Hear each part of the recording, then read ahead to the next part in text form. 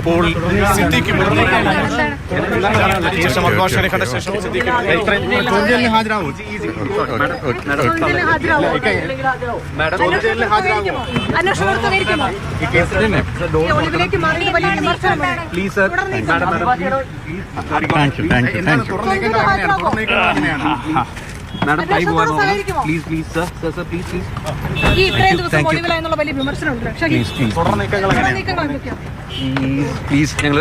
ഞങ്ങൾ ഇറങ്ങിക്കോട്ടെ. Be careful. അന്വേഷണ സംഘത്തിന് മുന്നിലേക്കാണോ? പ്ലീസ് ഒരു മിനിറ്റ് നോട്ടീസ് ലഭിച്ചോ? ഒരു മിനിറ്റ് മാഡം ബി കെയർഫുൾ. ഒരു മിനിറ്റ്. നോട്ടീസ് സംഘത്തിന് മുന്നിലേക്കാണോ? ഒരു മിനിറ്റ്.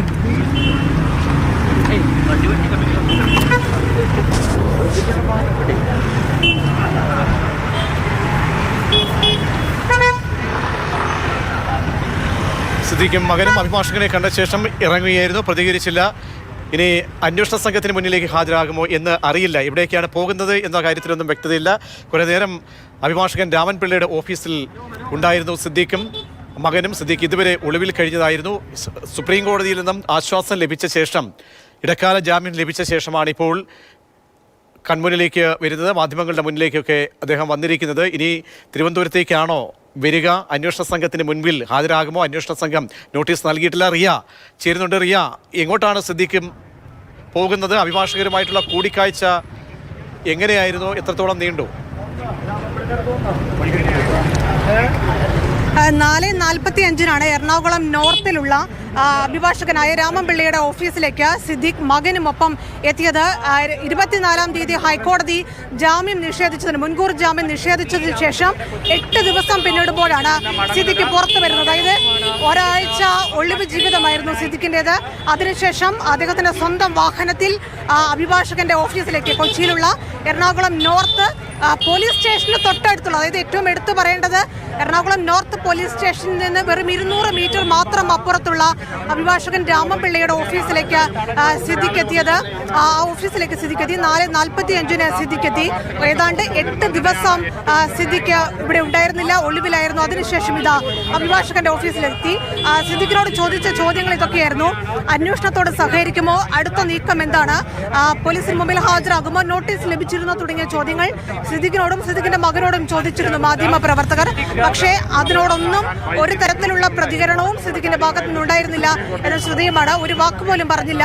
സിദ്ദീഖിന്റെ മകനും യാതൊരു തരത്തിലുള്ള പ്രതികരണവും ഇതുമായി ബന്ധപ്പെട്ട ചോദ്യങ്ങൾക്ക് നടത്തിയിട്ടില്ല. എന്തായാലും ബലാത്സംഗ കേസിൽ ഹൈക്കോടതി മുൻകൂർ ജാമ്യം നിഷേധിച്ചതിന് പിന്നാലെ സുപ്രീം കോടതിയിൽ പോകുന്നു. സുപ്രീം കോടതി 2 ആഴ്ചത്തേക്ക് അറസ്റ്റ് തടഞ്ഞുകൊണ്ടുള്ള ഉത്തരവിറക്കുന്നു. അതിനുശേഷം തൊട്ടടുത്ത ദിവസം തന്നെ, ഇന്നലെ സുപ്രീം കോടതി സിദ്ദീഖിന്റെ അറസ്റ്റ് തടഞ്ഞ് ഉത്തരവ് ഇറക്കിയതിന് തൊട്ടടുത്ത ദിവസം തന്നെ അഭിഭാഷകനായ രാമൻപിള്ളയുടെ ഓഫീസിലേക്ക് സിദ്ദീഖ് എത്തിയിരിക്കുന്നു എന്നുള്ളതാണ്. അതായത് ഇത്രയും ദിവസം പോലീസിന് കണ്ടെത്താനാകാത്ത വിധം ഒളിവിലായിരുന്ന സിദ്ദീഖ് അത് കഴിഞ്ഞ് 8ാം ദിവസം, അതായത് ഹൈക്കോടതി മുൻകൂർ ജാമ്യം നിഷേധിച്ചതിന് ശേഷമുള്ള 8ാം ദിവസം അഭിഭാഷകന്റെ ഓഫീസിലേക്ക് എത്തിയിരിക്കുന്നു. സുപ്രീം കോടതിയിൽ നിന്ന് 2 ആഴ്ചത്തെ അറസ്റ്റ് തടഞ്ഞുകൊണ്ടുള്ള ഉത്തരവ് ലഭിച്ചു എന്നതാണ് സിദ്ദീഖിന് അഭിഭാഷകന്റെ ഓഫീസിലേക്ക് എത്താനിടയാക്കിയ സാഹചര്യം ഉണ്ടാക്കിയത്. എന്തായിരിക്കും സിദ്ദീഖിന്റെ തുടർ നീക്കം എന്നാണ് ഇനി ഉറ്റുനോക്കുന്നത്. കാരണം ഈ കേസിൽ നേരത്തെ തന്നെ വ്യക്തമാക്കിയിരുന്ന കാര്യങ്ങളുണ്ട്. മുൻകൂർ ജാമ്യം എന്ന തരത്തിൽ തന്നെയാണ് സുപ്രീം കോടതിയുടെ ഭാഗത്ത് നിന്ന് നീക്കങ്ങൾ ഉണ്ടായത്. അതുകൊണ്ട് തന്നെ എന്തായിരിക്കും ഇനി അടുത്ത നീക്കം എന്നുള്ളത് കാത്തിരുന്ന് കാണണം. നിലവിൽ അഭിഭാഷകന്റെ ഓഫീസിലേക്കാണ് സിദ്ദീഖ് എത്തിയിരിക്കുന്നത്.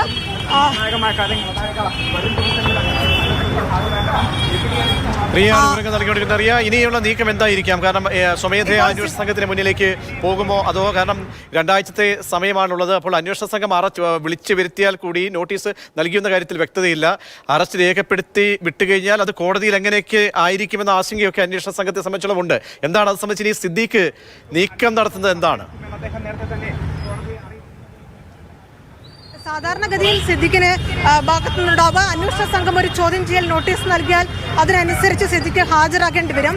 ഇവിടെ എന്താണ് സിദ്ദീഖിന്റെ നീക്കമെന്നറിയില്ല. കാരണം അറസ്റ്റ് തടഞ്ഞുകൊണ്ടുള്ള ഓർഡറാണ് സുപ്രീം കോടതിയുടെ ഭാഗത്തു നിന്ന് വന്നിരിക്കുന്നത്. സിദ്ദീഖിന് സാവകാശമുണ്ട്. മാത്രമല്ല, അന്വേഷണ സംഘം ഒരു നോട്ടീസ് നൽകിയാൽ അതിനനുസരിച്ച് ഹാജരായാൽ മതി എന്നൊരു സാഹചര്യം കൂടി സിദ്ദീഖിന്റെ മുമ്പിലുണ്ട്. അതുകൊണ്ട് തന്നെ സിദ്ദിഖിന് ഏത് തരത്തിലുള്ള നീക്കം വേണമെങ്കിലും നടത്താനുള്ളൊരു സാഹചര്യമുണ്ട്. ഇവിടെ ശ്രദ്ധിക്കേണ്ടത് നമ്മൾ പറഞ്ഞതുപോലെ പോലീസ് സ്റ്റേഷന് വെറും 200 മീറ്റർ, നോർത്ത് പോലീസ് സ്റ്റേഷന് 200 മീറ്റർ മാത്രം അപ്പുറത്തുള്ള അഭിഭാഷകൻ രാമൻപിള്ളയുടെ ഓഫീസിലാണ് നടൻ സിദ്ദിഖ് സുപ്രീം കോടതി അറസ്റ്റ് തടഞ്ഞതിന് തൊട്ട് പിന്നാലെ ഹാജരായത്. ഇന്നലെ അഭിഭാഷകൻ രാമൻപിള്ള തന്നെ പ്രതികരിച്ചിരുന്നു, സിദ്ദിഖ് ഉടൻ ഹാജരാകും, ഉടൻ പുറത്തു വരുമെന്നതായിരുന്നു അദ്ദേഹത്തിന്റെ ഭാഗത്തുനിന്നുള്ള പ്രതികരണം. അന്വേഷണത്തോട് സഹകരിക്കുമെന്ന് അദ്ദേഹത്തിന്റെ മകൻ കൂടി പ്രതികരിച്ച സാഹചര്യമുണ്ടായിരുന്നു. പക്ഷേ ഇന്ന് 4:45 അഭിഭാഷകന്റെ എറണാകുളം നോർത്തിലുള്ള ഓഫീസിലേക്ക് ഹാജരാകുന്നു. അതിനുശേഷം 1 മണിക്കൂറോളം സിദ്ദിഖ് അഭിഭാഷകന്റെ ഓഫീസിൽ തുടരുന്നു. അതിനുശേഷം പുറത്തിറങ്ങിയപ്പോഴാണ് മാധ്യമങ്ങൾ അദ്ദേഹത്തോട് ചില ചോദ്യങ്ങൾ ചോദിച്ചത്. അന്വേഷണത്തോട് സഹകരിക്കുമോ, എന്തായിരുന്നു നീക്കം, ഒളിയിൽ പോയതടക്കം വലിയ വിമർശനങ്ങൾ.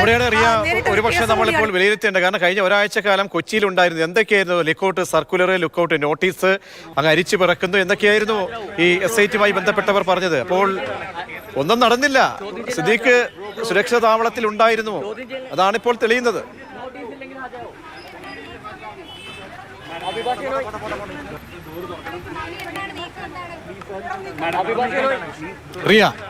ഹൈക്കോടതി മുൻകൂർ ജാമ്യം നിഷേധിച്ച് സുപ്രീം കോടതിയിലേക്ക് പോകും വരെ പോലീസ് എന്തു ചെയ്തു, അന്വേഷണ സംഘം എന്തു ചെയ്തു എന്ന വലിയ വിമർശനം ഉണ്ടാക്കിയ ഒരു കേസിന് ഏറ്റവും ഒടുവിലാണ് സ്വന്തം അഭിഭാഷകന്റെ ഓഫീസിലേക്ക് സുപ്രീം കോടതിയിൽ നിന്ന് ലഭിച്ച 2 ആഴ്ചത്തേക്ക് അറസ്റ്റ് തടഞ്ഞുകൊണ്ടുള്ള ഉത്തരവ് ലഭിച്ചതിന് തൊട്ട് പിന്നാലെ തൊട്ടടുത്ത ദിവസം തന്നെ നടൻ സിദ്ദിഖ് ഹാജരായിരിക്കുന്നു. എന്തായാലും പോലീസ് ഇനി എന്ത് നീക്കം നടത്തും, ഒരു നോട്ടീസ് നൽകുമോ, തുടർ നീക്കം എന്താണ് എന്നതടക്കമുള്ള കാര്യങ്ങളെ ആശ്രയിച്ചിരിക്കും ഈ കേസിന്റെ മുന്നോട്ടുള്ള നീക്കങ്ങൾ.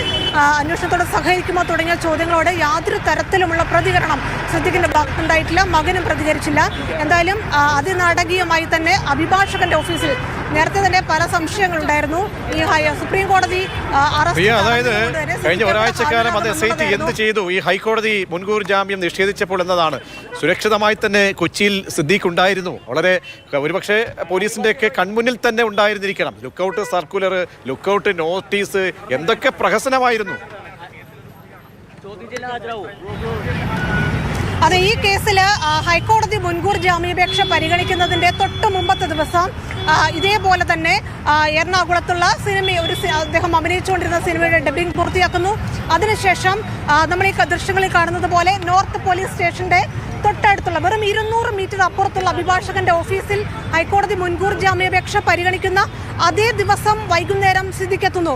ഇതൊക്കെ പോലീസിന് പിന്നീട് ലഭിച്ച കാര്യങ്ങളാണ്. അങ്ങനെ വൈകുന്നേരം പോലും പോലീസ് സ്റ്റേഷന്റെ മുമ്പിലൂടെ അഭിഭാഷകന്റെ ഓഫീസിലെത്തിയ സിദ്ദിഖ് എവിടെയെന്ന് തൊട്ടടുത്ത ദിവസം ഹൈക്കോടതി മുൻകൂർ ജാമ്യം നിഷേധിച്ചതിന് ശേഷമുള്ള മണിക്കൂറുകളിൽ അന്വേഷണ സംഘത്തിന് ഒരെത്തും പിടിയും ഉണ്ടായിരുന്നില്ല, അല്ലെങ്കിൽ അത് അറിവില്ല എന്ന തരത്തിലായിരുന്നു. പല ചോദ്യങ്ങൾ മാധ്യമപ്രവർത്തകർ ചോദിച്ചു. അന്വേഷണവുമായി സഹകരിക്കുമോ, അടുത്ത നോട്ടീസ് പോലീസിന്റെ ഭാഗത്തു നിന്നും കിട്ടിയോ തുടങ്ങിയ ചോദ്യങ്ങൾക്കൊന്നും സിദ്ദീഖ് മറുപടി ലഭിച്ചില്ല. 7 ദിവസത്തെ ഒളിവ് ജീവിതത്തിന് ശേഷം അഭിഭാഷകനെ കാണാൻ എത്തിയ ശേഷമാണ് സിദ്ദീഖിനെ നമ്മൾ കാണുന്നത്. ഇനി അടുത്ത നീക്കം എന്തായിരിക്കും എന്ന് നമുക്ക് ഇനി വരും നിമിഷങ്ങളിൽ അറിയാം.